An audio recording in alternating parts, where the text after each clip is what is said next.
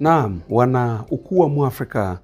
Tupo Kongo, hususan Kongo Mashariki ambako kuna migogoro ambayo inaendelea, na migogoro hii inasababishwa na makundi ya waasi. Makundi haya ambapo kuna kundi la M23 na AFC. Tukiongelea hapa sasa Kongo Mashariki.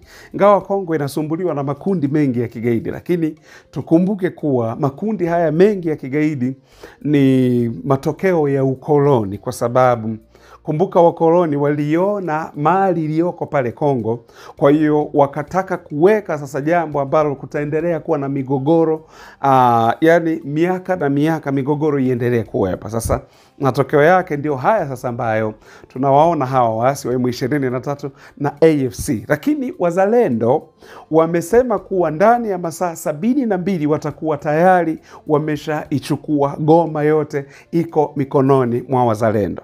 Na katika hili wamewataka wananchi wawe wapole, wakae nyumbani, wajifungie nyumbani, alafu wazalendo waingie pale kwa ajili ya kupigana. Wazalendo hawa kumbuka ni chini ya General William Amuri Yakutumba ambaye amepewa kazi hiyo na hawa vijana wake kwa ajili ya kazi hiyo. Na tunapoongea hivi si kana kwamba tunashabikia vita, hapana, kwa sababu mwisho wa siku sisi wote ni wa Afrika.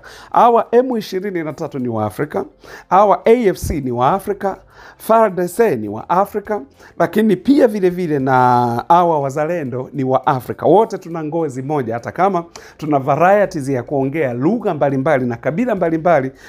Kumbuka hiyo ndio utajiri ambao Mungu ametubarikia kwao, hususan katika bara hili la Afrika, kwa sababu Mungu ametubariki kwa namna hiyo kutupa makabila mbalimbali, kwa sababu tuna makabila zaidi ya 4,000 ukumbuke ndani ya Afrika, bara la Afrika, jambo ambalo haliko Marekani. Marekani ni kubwa, ni muunganiko wa majimbo 50, maana yake ndio maana ukubwa wa hiyo Marekani. Lakini kumbuka wao wana lugha moja tu ya Kiingereza, yani hawajabarikiwa kama sisi tulivyobarikiwa. Lakini sisi huku ukumbuke mahali panapokuwa na baraka nyingi pia na magomvi pia yanakuwepo ni mengi. Sasa huku ambao tuna lugha mbalimbali tumeanza kupambana, tumeanza kupigana, tunaanza kuuana, yani mtu Mwafrika anaenda kuua Mwafrika mwenzake. Kumbuka wote tuna ngozi nyeusi hii ambayo Mungu ameibarikia, lakini tunauana. Kwa ndio maana hasa lazima tuweze kuwapa update ya kinachoendelea katika taifa la Kongo na mambo mbalimbali yanayoendelea, kwa sababu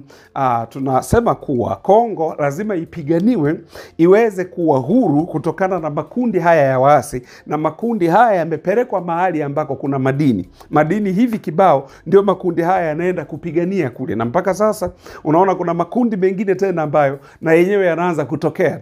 Ripoti hapa kuhusiana na Thomas Rubanga ambaye naye anaanzisha tena kundi lingine la waasi au kundi la uasi ndani ya taifa la Kongo. Mambo haya wazalendo wamesema wanakataa kata kamwe abadan, haya mambo hayapaswi kutokea ndani ya taifa la Kongo. Kwa wako pale wazalendo wanapambana, wako pale wazalendo wanapigana, na ukumbuke isingekuwa ni wazalendo sijui ingekuwaje. Vita hivi vilikuwa ni vigumu sana, lakini hasa kwa sababu ya wazalendo wa Kongo ambao wanapambana, yakiwemo makabila baadhi ambayo ni kuna Wamanyema, kuna Wafuliru, lakini pia kabila la Manyema hili, kabila pia la Wabembe. Na Wabembe ndio kabila analotokea General William Amuri Yakutumba. Wazalendo ambao ndio waliozuia hawa AFC pamoja na M23 wasiweze kusogea kwenda Kinshasa, kwa sababu kumbuka lengo la hawa AFC chini ya Colonel Nangaa, mwanasiasa huyu, walikuwa wanasema tunaenda kumpindua Felix Tshisekedi. Na habari iliyokuwepo huku pia ni kuwa Joseph Kabila ndio wanataka awe ndio rais wa upande huu, yani mpaka unashangaa. Joseph Kabila jamani, alikuwa ni rais wa Kongo, ameongoza kuanzia 2003 baba yake alipouawa mpaka imefika 2016 wanaingia kwenye uchaguzi, na kwenye uchaguzi huu akashinda sasa huyu Felix Tshisekedi.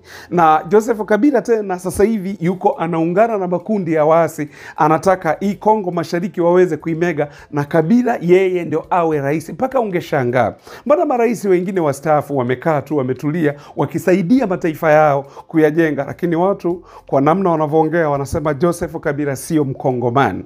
Joseph Kabila anatokea kwingine kabisa, sio Kongo. Kwa hiyo hayo yako hivyo. Lakini sasa hawa wazalendo na wao wakaamua sasa kuwa hapana, sisi lazima tuweze kupambana, lazima tuweze kupigana haswa kweli kweli. Ndio maana tukaona miji kama vile Walikale, tukaona miji kama vile Kisangani ambayo ilikuwa imechukuliwa na M23, wakaendelea kupiga na kuwaua hawa waasi. Lakini sasa tunakumbuka juzi hapa waziri wa ulinzi wa Kongo alienda mpaka huku Kongo Mashariki, akakutana na wazalendo na pia akawaahidi kuwaongezea mishahara ili waweze kupambana, na wazalendo wenyewe pia wakasema tunapambana sasa. Kwa hiyo tunakumbuka walikuwa wameanzia upande wa, kama tunakumbuka vizuri, walikuwa wameanzia upande wa Bukavu, kwa sababu Bukavu ilikuwa imechukuliwa na hawa waasi wa M23, na wakatoka hapo wakasema sasa tunaenda Goma, kwa sababu Goma hapo ndio ngome kuu ya hawa M23, na wazalendo wamesema hawatakubali, ni lazima ndani ya masaa 72 wawe tayari wameshaichukua Goma, imerudi mikononi mwa Wakongomani, na kuwafukuza hawa waasi, na waasi waondoke waende kabisa na wasikae kuichezea Kongo. Kwa sababu kumbuka, unaambiwa wazalendo wa leo sio wale wa mwaka 1996. Wazalendo wa leo wamenyooka hivi, wako vizuri, na ndio maana umeona wanawekeana mpaka masharti, na wamesema tunamuomba Mungu atusaidie. Lakini wakati huo na wanadawa pia ambazo wanazitumia hizi dawa kwa ajili ya yani kwa ajili ya kufanikisha hii operation, na ukipaka hii dawa lazima kuwe kuna masharti, na hawafi mpaka unashangaa. Ndio maana unaona General William Amuri Yakutumba, kuna wamama ambao walikuwa wanamfanyia mazindiko mchana kweupe wakiwa uchi wa mnyama, wakisema Mungu ametutuma tumwambie General William Amuri Yakutumba asonge mbele, alafu yeye ndo anafaa kuwa rais wa Kongo. Kwa hiyo manake mambo ndivyo yalivyo. Kwa haya ndiyo ambayo yanaendelea huku Kongo Mashariki, ambapo wazalendo sasa wamesema kuwa wao wataichukua Goma ndani ya masaa 72 tu, tayari Goma itakuwa imerudi mikononi mwa serikali ya Kongo. Kwa sababu na juzi hapa tunaona hawa M23 walifungua benki pale Goma. Sasa nikawa nashangaa, hii benki nani ataamini aende akaweke pesa zake? Sijui labda kwa kulazimishwa, maana sasa unajua kama mifumo ya biashara wao wanaijua vizuri, manake watawalazimisha watu waende wakaweke pesa pale, kwa sababu kama wamekuwa wakiawa waasi wakihusika kupora mali za raia, alafu kuna raia gani ambaye ataenda aweke pesa zake kwenye benki yao? Yani nani atafanya? Lakini hiyo yote ni kujaribu kuuaminisha ulimwengu kuwa Goma iko salama, wakati Goma haina usalama wowote. Na ni watu ambao ni wajanja, kwa sababu wanatumia media, wanatumia vyombo vya habari, mpaka vyombo vya habari vikubwa vinaenda pale vinarekodi shughuli wanazozifanya.